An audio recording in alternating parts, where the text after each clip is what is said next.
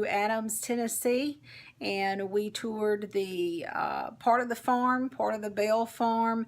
There's about 100 acres of it that is owned by some private individuals now. They have a cabin there on site that is a replica.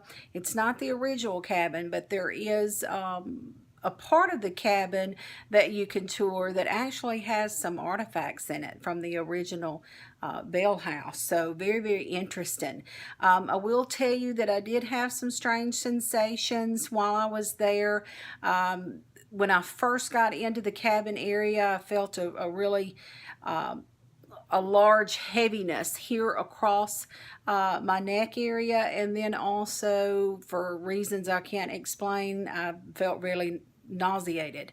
It got better once we left the cabin area and we headed toward the cave, where we had a tour guide by the name of Chris, who was absolutely wonderful, by the way.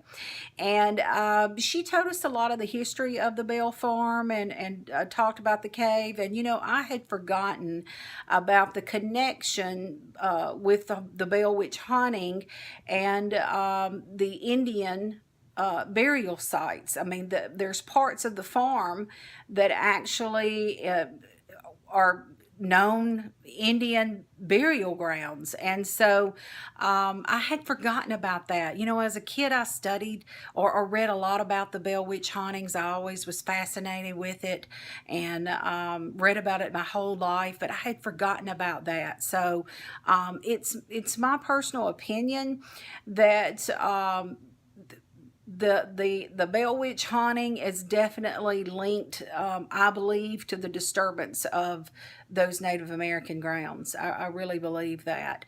I do believe there's a presence still there. A lot of you have asked if I had anything strange happen once I left there. Or had any bad dreams. I did not have any bad dreams, but I will tell you something really funny happened.